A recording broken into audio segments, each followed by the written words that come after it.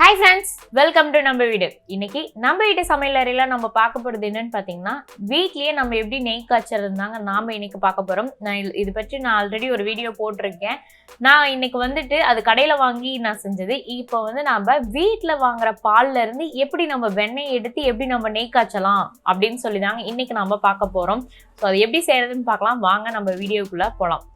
நான் வந்து டெய்லி பால் வாங்குறேன் இல்லைங்களா, அந்த பால்ல இருந்து இந்த யாடை எடுத்து அதை வந்துட்டு நானே இந்த மாதிரி வந்து ஃப்ரிட்ஜில் ஸ்டோர் பண்ணி வச்சுருவேங்க. இப்போ உங்களுக்கு காட்டுறதுக்காக இந்த கப் அளவுக்கு நான் சேர்த்தனேன். ஸோ இந்த அளவுக்கு நான் உங்களுக்கு இன்றைக்கி நான் செஞ்சு காட்ட போகிறேங்க. ஸோ இந்த அளவுக்கு நான் யாடை வந்து சேர்த்தி வச்சுருக்கேன். நான் வந்து பசும்பால் தாங்க வாங்குவேன். ஸோ அந்த பசும்பாலில் இருந்து எடுத்த யாடை தான் இது. இதை எடுத்துட்டு நாம் வந்து ஃப்ரிட்ஜில் வச்சிடணும். இப்போ பார்த்தீங்களா பால் காய்ச்சணும் பார்த்தீங்களா, அந்த மேலே வந்துட்டு பார்க்கும்போது உங்களுக்கு தெரியும் இந்த எல்லோ கலரில் எடுத்துறதுல அதை தான் நம்ம எடுத்து ஸ்டோர் பண்ணணும். இப்போ இந்த மாதிரி நல்லா பால் வந்து நல்லா காய வச்சுட்டு கொஞ்சமாக லைட்டான ஹீட்டில் இருக்குமோ பார்த்தீங்கன்னா கரெக்டாக அந்த யாடை வந்துட்டு மேலே எல்லோ கலரில் அப்படியே படர்ந்து இருக்கும். ஸோ அதை அப்படியே எடுத்து இந்த மாதிரி ஸ்டோர் பண்ணிடலாம். இது ரொம்ப பால் வந்து ரொம்ப ஆறி இருக்குது. ஸோ அதனால் வந்துட்டு யாடை வந்து பிரிஞ்சு போன மாதிரி இருக்குது. பட் வடிகட்டினோம்னாலும் எடுத்துடலாங்க. இப்போ இந்த மாதிரி சேர்த்தனது தான் இது வந்து நான் ஒரு 3 வீக்ஸ் அளவுக்கு நான் வந்துட்டு சேர்த்தனதுங்க. ஸோ இதுக்கு நான் இந்த வெண்ணெயிலேருந்து எப்படி நம்ம காய்ச்சது தான் காட்ட போகிறோம். இது நம்ம வெண்ணெய் ஃபஸ்ட்டு நம்ம இதுலேருந்து எப்படி எடுக்கிறது அப்படின்னு சொல்லி நம்ம பார்க்கலாங்க. இப்போ அதுக்காக நான் வந்து ஒரு மிக்ஸி ஜார் வந்து எடுக்கிறேன். இப்போ இந்த நம்மக்கிட்ட யாடை இருக்குது. ஸோ இதுலேருந்து நம்ம வெண்ணெய் எப்படி எடுக்கிறதுன்னு பார்க்கலாம். இப்போ பாருங்கள், இதை வந்து இந்த மிக்ஸி ஜாருக்கு இதை அப்படியே மாற்றிடலாங்க. எதுவுமே பண்ண வேணாம், நீங்கள் அப்படியே எடுத்து ஃப்ரிட்ஜில் வச்சு ஸ்டோர் பண்ணுங்கள். ஸ்டோர் பண்ணிங்கன்னா இந்த மாதிரி கட்டி ஆயிடும். இப்போ இதை வந்துட்டு நான் மிக்ஸி ஜாரில் போட்டிருக்கேன். அடுத்தது இது கூட வந்துட்டு மெயினானது என்னென்னா ஐஸ் வாட்டருங்க. கட்டி போட்டாலும் ஓகே, ஐஸ்க்கு கட்டி போட்டாலும் ஓகே, இல்லை ஐஸ் வாட்டர் வந்து ஊற்றுனீங்கனாலும் ஓகே. இப்போ நான் வந்துட்டு தண்ணி அந்த கட்டியெல்லாம் ஒட்டுக்கா இருக்குது, நான் அதை அப்படியே ஊற்றுறேன். கொஞ்சம் கொஞ்சமாக தண்ணி ஊற்றி நம்ம அடிச்சு விடணும். இப்போ அடிச்சிங்க அப்படின்னா மேலே அப்படியே அந்த எல்லோ கலர் வந்து நல்லா படர்ந்து வருங்க. பார்க்கும்போது உங்களுக்கே தெரியும். இப்போ பாருங்கள், இங்கே பார்க்கும்போது அந்த மிக்ஸி ஜாரில் மேலே எல்லோ கலர். ஸோ அந்த மேலே இருக்கிறத மட்டும் நம்ம எடுத்துட்டு இந்த மாதிரி நல்லா அந்த தண்ணி வந்துட்டு வடிச்சுட்டு இந்த மாதிரி பண்ணிங்க அப்படின்னா நமக்கு வந்து வெண்ணெய் வந்து கிடைக்குங்க. ஐஸ் வாட்டர் தான் ஊற்றணும். நார்மல் வாட்டர் ஊற்றுனீங்க அப்படின்னா வராது. ஸோ ஐஸ் வாட்டர் தாங்க ஊற்றணும். அதுக்கு பதிலாக ஐஸ் கட்டி போட்டிங்கனாலும் ஓகே. பட் நார்மல் வாட்டர் ஊற்றுனீங்க அப்படின்னா அது வராதுங்க, இந்த வெண்ணெய் வந்து எடுக்க முடியாது. ஸோ அதனால் ஐஸ் வாட்டர் வந்து ஊற்றிக்கணும்.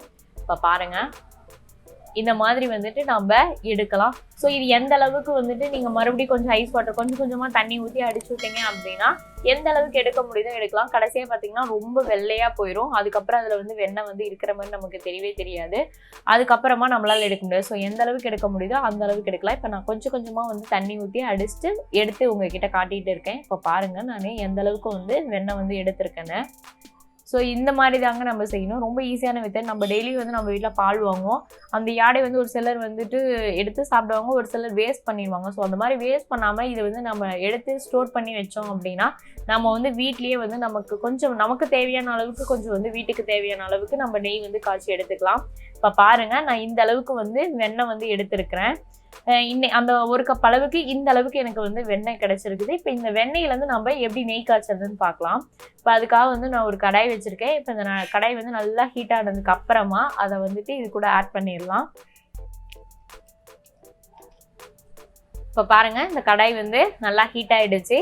இப்போ நம்ம எடுத்து வச்சுருக்கோம் இல்லைங்களா, இந்த வெண்ணெய் வந்து நான் இது கூட வந்துட்டு ஆட் பண்ணிக்கிறேன். ஸோ நெய் காய்ச்சல் ஆல்ரெடி நான் வீடியோ போட்டிருக்கேன். நான் எடுத்த இந்த வெண்ணெய்க்கு எவ்வளோ நமக்கு நெய் கிடைக்குது அப்படிங்கிறதுக்காக நான் வந்துட்டு இதை காட்டுறேங்க. ஸோ இந்த மாதிரி நீங்கள் ஒரு பெரிய கப்பு அந்த மாதிரி அளவு கூட நீங்கள் ஸ்டோர் பண்ணி வைக்கலாம். ஒரு 1 மந்த்துக்கு ஸ்டோர் பண்ணிங்க அப்படின்னாவே இன்னும் கொஞ்சம் வெண்ணெய் வந்து இன்னும் கொஞ்சம் அதிகமாக கிடைக்கும். நான் வந்து பசும் பால் தான். ஸோ அதனால் வந்துட்டு கொஞ்சம் எனக்கு நல்லாவே கிடைச்சிருக்குதுங்க. பேக்கெட் பால் வாங்கினோம் அப்படின்னாலும் அதில் தண்ணி ஊற்றாமல் காய்ச்சணும். தண்ணி ஊற்றினீங்க அப்படின்னா அந்த யாடை வராது. ஸோ அதனால் அதுலேயே வந்துட்டு நல்லா திக்கான பாலாக தான் வாங்கணும். திக்கான பால் வாங்கி இந்த மாதிரி செஞ்சிங்க அப்படின்னா அதுலேருந்து நம்ம எடுத்து ஸ்டோர் பண்ணி வைக்கலாங்க. இப்போ பாருங்கள், நம்ம போட்டுட்டோம். இந்த மாதிரி லைட்டாக கிளறி விட்டுட்டே இருந்தீங்க அப்படின்னா இப்போ நம்ம அந்த வெண்ணெய் போட்டதுலேருந்து அப்படியே அதனுடைய ஸ்டேஜ் வந்து மாறிட்டே வரும். இப்போ பாருங்கள், நல்லா கொதிக்குது. ஸோ இதுலேருந்து இன்னும் கொஞ்சம் அதனுடைய கலர் வந்து இன்னும் கொஞ்சம் வந்துட்டு இதாகும்.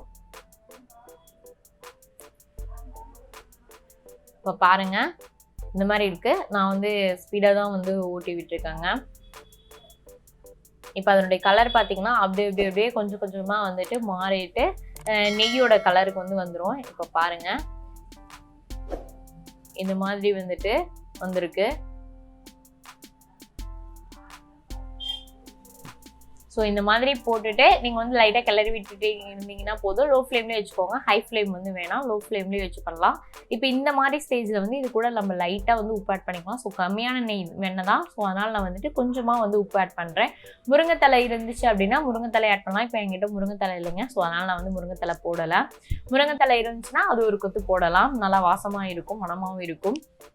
இப்போ பாருங்கள், நான் வந்து உப்பு போட்டிருக்கேன். இது வந்து உப்பு போட்டதுக்கு அப்புறமா என்னாகும் அப்படின்னா அந்த நெய் கிடைக்கும் போது நல்லா கப்பு கலரில் ஆகுங்க. இப்போ பாருங்கள், இந்த மாதிரி கலர் வந்து மாறும். ஸோ இந்த மாதிரி கலர் மாறும்போது உங்களுக்கு நெய்யோட மனம் வந்து ரொம்பவே நல்லா வரும். ஸோ அந்த மாதிரி ஸ்டேஜ் வரும்போது நாம் வந்துட்டு அடுப்பை வந்து ஆஃப் பண்ணிடலாங்க. இப்போ நம்மளுடைய நெய் வந்து ரெடி ஆகிடுச்சிங்க. ஸோ உங்களுக்கு எந்த அளவுக்கு நான் வெண்ணெய் காட்டினேன், ஸோ அந்த அளவுக்கு நமக்கு நெய் வந்து கிடச்சிருக்கு. இந்த மாதிரி நம்ம வீட்லேயே ஸ்டோர் பண்ணோம்னா நம்மளுடைய வீட்டுக்கு தேவையான அளவுக்கு நம்ம நெய் வந்து வீட்லேயே நம்ம வந்து எடுத்துக்கலாம்.